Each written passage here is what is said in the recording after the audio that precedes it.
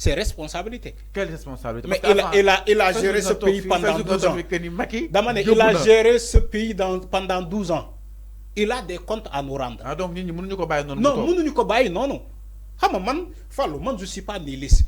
Je t'ai dit que Macky Sall, le mot de finition, moi, wax naa ko ba ñu bëri peut-être jàpp ni que damay jàppale Macky Sall déedéet.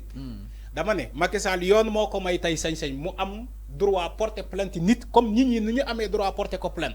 Mais aussi quelqu'un qui a géré ce pays pendant 12 ans. vu que moo laajoon il faut ñu wax. Mais il nous doit des comptes. Il doit nous rendre des comptes Macky Sall quand même. Parce qu'il y a beaucoup de choses qu'on parle actuellement dans ce pays. Ay surfacturation, ay eurobond, ay loubal, détournement de dernier public. Même le maquillage des chiffres. Tout récemment, ce qu'on a vu dans la dette, excusez-moi, ce qu'on a vu dans la dette de ce pays, mais de fait d'ailleurs. Dette Sénégal, de fait d'ailleurs. Nous avons déclaré 65%.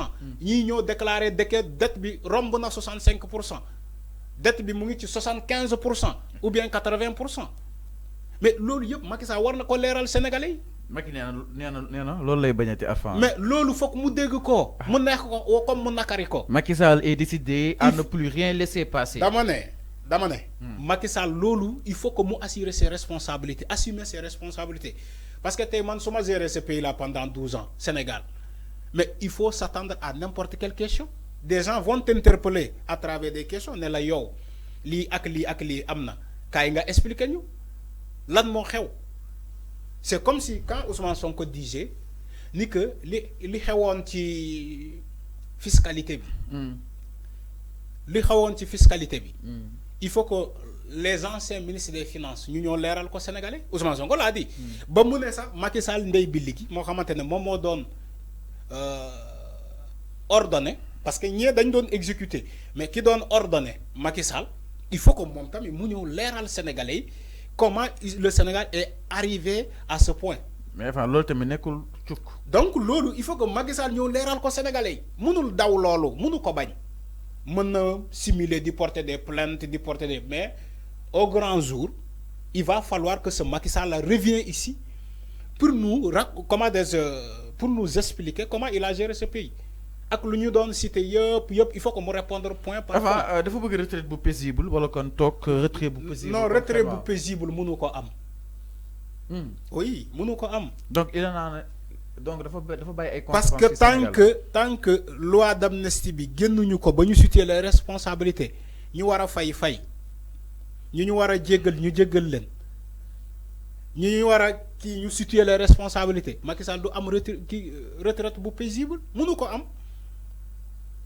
Maintenant, l'histoire va retenir dans ce pays qu'il est le seul président de la République boo xamante ne dafa wàcc ba pare amul jàmm Abdoulaye au moins am na jàmm mu ngi këram nge point E Abdoulaye mu ngi foofu Abdou Diouf mu ngi fële mais Macky Sall il peut pas revenir parce que mënul am jàmm jooju entre temps li fi yàqoon bëriwoon na trop ba jéggi dayoo il va falloir que lui Macky Sall ak ay nitam ñu assumer les responsabilités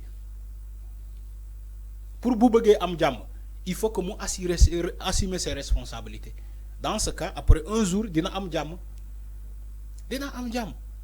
mais tant que defu ko mënul am jàmm parce que les Sénégalais vont continuer à se poser des questions lii amoon na lan mooy réponse bi tey réponse bi je crois que ñu ko yor mooy ñoom Macky Sall ñoo yor réponse bi. Macky nee na liggéey bi moo gën a urgent wax ji concrètement enfin peut-être mi ngi def référence si discours yi nga xam ni itam tout le temps day faral di jóge si peut-être le leader de Pastef.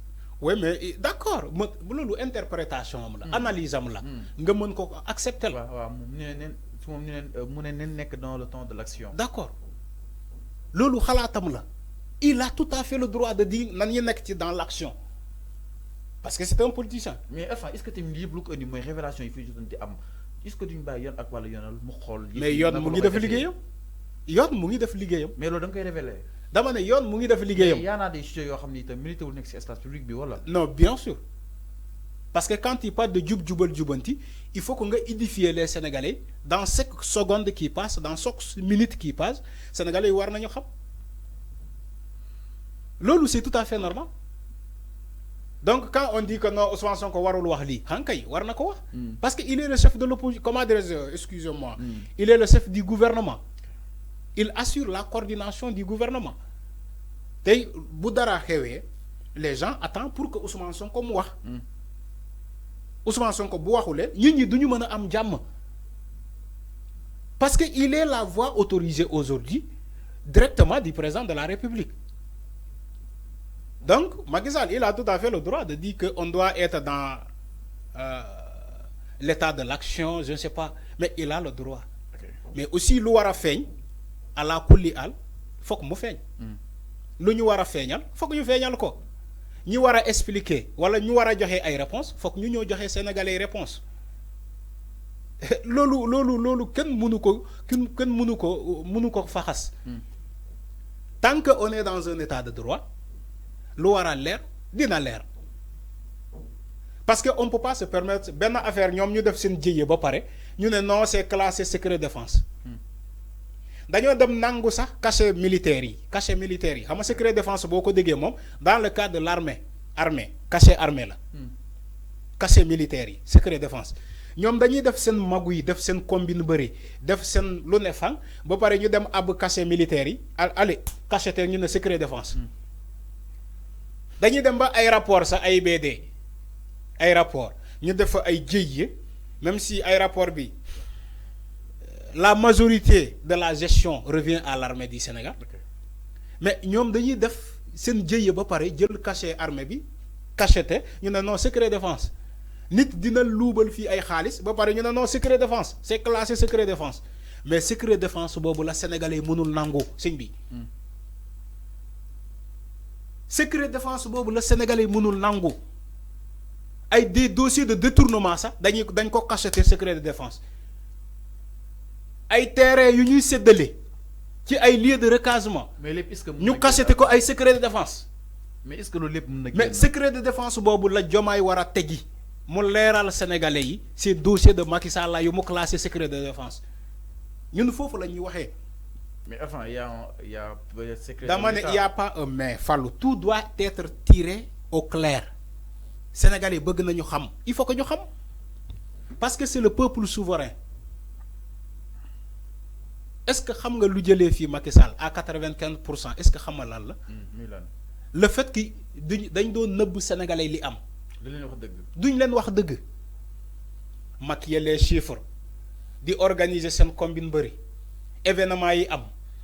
Affaire Adji Sarr au départ ñu ne affaire privée la ñun état du Sénégal suñu yoon na ko ci au fur et à mesure on voit la présence de Omar Mamour Diallo on voit la présence de Macky Sall ak ay ñoñom mais ñu ne non donc li c'est devenu maintenant une affaire de gouvernement